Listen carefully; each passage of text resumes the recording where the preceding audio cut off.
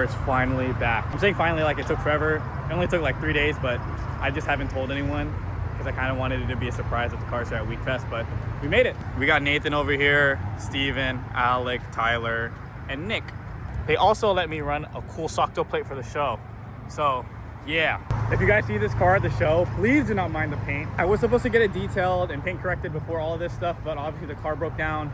And by the time I got it back, it was a little bit too late for me to get it all situated. Me and Steven, well, mainly Steven, got the hood pretty much paint corrected. We did like a simple one stage just to get rid of the haze. There is some scratches, but you honestly can't even tell. We did pretty good considering the time constraints that I had, and the paint looks fine. Actually looks pretty good in my opinion. It's kind of a shit show right now because look at this. This is a convention center, but look how long it stretches. Typically they have us sitting like on top because there's like a second level on top of the convention center, but I don't know why they let us park down here like literally by the main street. There's nothing left to do. We're just gonna go ahead and wait, and then once we get there, organize ourselves, last minute detail the cars, and we're good.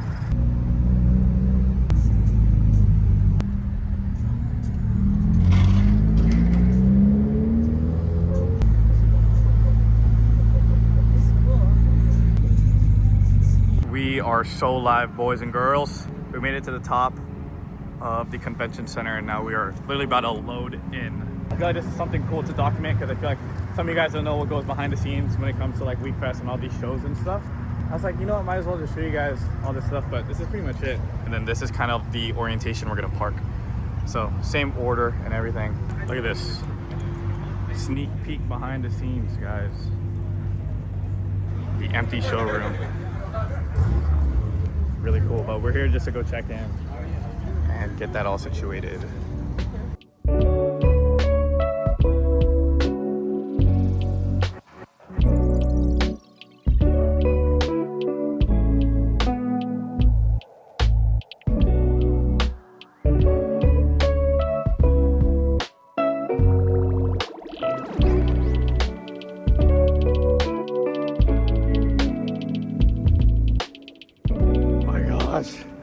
We finally made it. What a fucking ordeal. Socto boys. We did it. This guy right here, man. What? Two times in a row or what? After SJ, you're back in LA now, huh? Yeah, right here. My fault, bro. Run it back. Let's look at this. The whole Socto gang is here.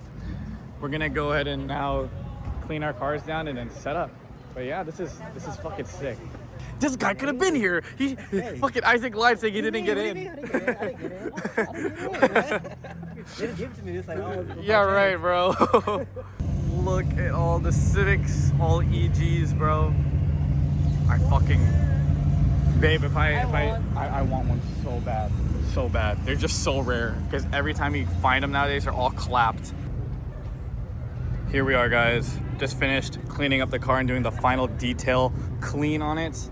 And I'm not gonna lie, guys, the paint actually held up pretty well over the years, because proof right here, guys, if you take care of your paint, it'll actually show it. Pretty much wraps it up for the first day, and I'll see you guys at this exact same spot tomorrow when the show actually starts.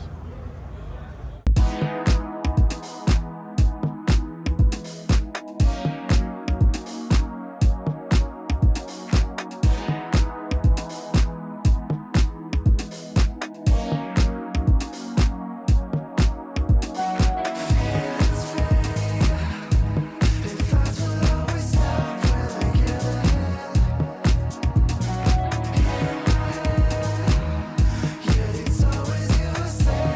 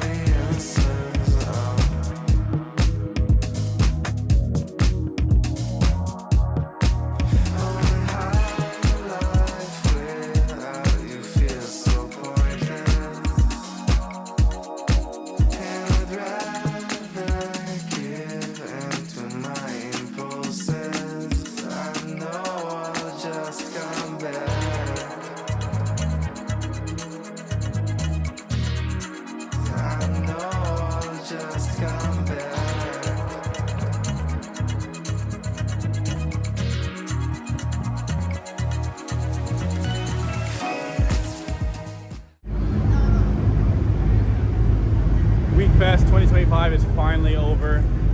Yet again, very, very grateful that I was able to have the car and still make the show. This is how everyone gets out. The huge door opens up over here and everyone just reverses out and exits. The main differentiation that comes from Weekfest LA and San Jose is the rollout. It's not that much of a spectacle pretty much compared to SJ, so yeah, nothing really special at LA's rollout, but everyone's leaving right now. So yeah, we're gonna go ahead and head out as well.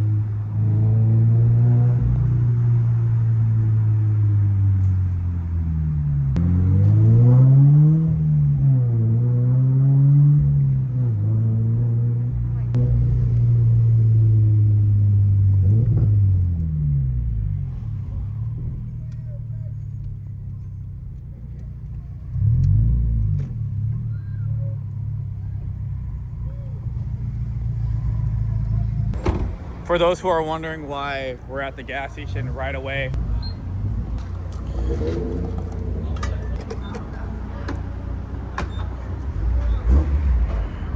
yeah. For those that don't know, the main requirement for all the cars entering in Weekfest or any car shows in general, I feel like you need to have at maximum gas capacity a fourth of a tank. You can't have anything higher or else they won't let you in. I don't know exactly why they don't do that. I think it has to do something like with emissions or something, or just like carbon monoxide poisoning and stuff like that. So that's why we're all here getting gas, like this guy too. I need gas, I need gas, I need gas. Oh my God. Oh no. What's gonna happen now? Fuck. I can still drive. So are we gonna call out another company? Oh no. Look at this. Some regular Shell gas station shit. Some pretty cool, neat stuff. One of the biggest things that was stressing me out last week was wondering if not I'm gonna even still make it to Weekfest and if I was gonna get my car back. The main thing that everyone was asking me during the whole time was what happened? What needed to be done? What was actually broken with the car, and how long did it take for you to get it back? If you guys aren't even filled in with what actually happened to the car, and this is your first time seeing all the issues and stuff, make sure you guys watch wherever I'm gonna put it. Watch the previous video so you guys understand where I'm coming from and why I have this stance towards this car. Just know what happened initially. I got my car back literally like a day or two after I dropped it off. The car started getting worked on Monday, and I actually was able to get the car back Wednesday before they closed. The main two concerns that I had with the car was it being in limp mode and the oil leak. The oil leak I've had for the longest time. I just decided to take it in at the same time the car went to limp mode because, you know, might as well get it taken care of. The source of the leak was from the timing cover. Now, the timing cover on these cars are very prone to failing. For the F820 and especially the first gens, leaky timing covers are very common. As much as this wasn't so much so a surprise to me of where the leak was coming from, it kind of made sense, but I'm just surprised that it happened with my motor. Like a year and a half ago, the engine was replaced and the timing cover is now leaking. Usually timing covers kind of leak periodically later in the years of the car's ownership. And obviously the higher miles your car has increase the likelihood of your cars having a leaky timing cover. It's just very common in the first gens, I guess. Just for reference though, the car only had around 30 to 40,000 miles when the timing cover started leaking. And this was with a new motor, guys. Completely freshly rebuilt from Toyota, from warranty, from the dealership, and it started leaking like 3 months after the engine got replaced. The timing cover is part of the engine. It's considered a drivetrain failure, so it was covered under warranty. Didn't have to worry paying about that. The other reason why I took the car into the shop was because it was in limp mode. They ended up diagnosing that the sensor was actually faulty and it just needed to be replaced. Unfortunately though, since it is an electrical issue and not a drivetrain issue, it wasn't covered under warranty. So we had to pay that part out of pocket, and it was not cheap. Now, initially, I wasn't going to pay this. I ended up calling my parents to see if they could, pull some strings maybe and like maybe negotiate like, hey, like this isn't our fault. You know what I mean? The car is faulty. You know what I mean? It should be fixed under warranty. When my parents called them and they explained it to them, they just ended up paying it anyway. Very grateful that my parents paid for it, and they didn't even talk to me first. They just did it. So thank you to them. After I did research on it, I knew exactly where that sensor was. I honestly could have fixed it myself. It's just the dealership pretty much scamming our ass, which sucks ass. But the reason why they told me that they were okay with paying it was because they had different plans for the car. Now, my family has had history with faulty vehicles. My dad bought a early generation E90 335i back when they came out. I don't even know what year it was, like 2011, 2012. And since it was the newer model, it had turbo failures. He had to take his car into the shop consistently, and he ended up getting fed up with it, as he should. And he considered filing his car as a lemon. If you guys aren't familiar with a lemon, pretty much a lemon it's best described as a faulty vehicle that a dealership has sold you, that has to consistently go into the shop over and over and over, that it can be deemed as a defective product. Now, the dealership found out some way, somehow, that my dad was planning on doing a lemon lawsuit for the vehicle, and they called him up and they told them, don't file that lemon lawsuit. We will pay the rest of that loan and also give you all the money that you paid towards the car already, including the mods that he already spent on the car. That's why my parents wanted to just fork up the money for my car's repairs, because they believe very solely that we could make this H6 a lemon. And honestly, I was on board with it. I'm like, yeah, I'm fed up with this car. I always have to take it to the shop. I can't really enjoy it. It's not fun anymore. It's just stress. And I was completely down with doing it. But now, after seeing all the comments on the last video and taking heavy consideration to every single one of them, and also hearing all of my friends' advice of what I should do moving forward, I think I know what I'm going to be doing next. Since getting the car back and having it at the show and, driving it there and back and having my time with it again, I've kind of came to more of a realization of kind of coming to my senses, I guess you can say also. I have such a strong emotional connection to this car, and even though it's treated me like dog, like complete butt, I still want to keep it, oddly enough. I just go back to think about all the people that I've met through with this car, all the experiences that it brought me, and just the general fun that I have driving the car. And I don't know if it's something that I could easily like commit to putting back to stock and getting rid of. If the car was never giving me issues in the first place, I wouldn't even consider getting rid of it. It's such a great car, and I literally told my parents, like, honestly, if we did do the lemon and I got my money back, I'd probably just put it into another first gen. Seriously, these cars are great, and thanks to you guys with giving you guys this advice, I took a lot of consideration into it. People made me realize that maybe I didn't want a Civic Type R because they're front-wheel drive. Front-wheel drive cars are great, don't get me wrong, but rear-wheel drive cars just have that special, I don't know, characteristics that a front-wheel drive car just doesn't have. And yes, the Type R might be better in every single way possible. It just doesn't have that rear-wheel drive fun and drama and just like, I don't know, driving experience, I guess you can say. As much as I'd want to own an S2000 and experience that high revving NA, people also made me realize that they're not honestly the cheapest cars to maintain as well. Still gonna run into mechanical issues regardless. With any car that's driven to its limits, one way or another, something's going to fail. That's just how it is. And the thing with S2000s, they're a lot more of a rare car, especially when it comes to that engine. Parts are not cheap for that car. I'm gonna run into the same issues if they come about on the S2000. So it doesn't really make any sense. People also made me realize a lot of the money that I might be losing. Getting to a different chassis, I'm gonna have to source new parts for it. I'm gonna have to dump more money into the car. Meanwhile, my H6 is still here. It still runs perfectly fine now. Now, emphasis on now. It makes the most sense to not do that. And honestly, maybe if I didn't have warranty, it'd probably be easier for me to get rid of the car.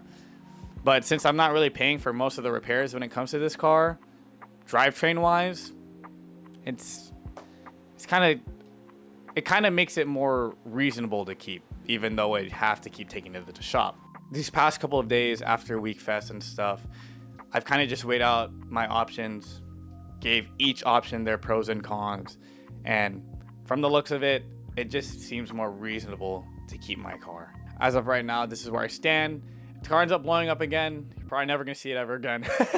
And yet again, like, I'm not even done with what I want to do with it. I want to do so much more with the car. I just want to be able to drive it a lot more and have more fun with it, and obviously do more mods, because I'm not done. Like, there's so much stuff that I still want to get done with the 8.6, so I don't necessarily feel like it should leave just yet. I had fun this whole weekend at Weekfest and stuff. I'm just very, very glad I was able to make it. It still surprises me that people actually like appreciate this build, because honestly, it's kind of like nothing crazy to me, in my opinion. Apparently, a lot of you guys that watch these videos and have subscribed to the channel, and everyone that has supported all my content on here and on Instagram, and everyone that just shows love in general, it honestly means so much to me. But yeah, I freaking love the community that we have here. With every advice that was given to me through the DMs on my Instagram or all the comments that I read in the last video, it all helped me formulate my decision. But I bet you guys are happy that I'll be end up keeping the car for now.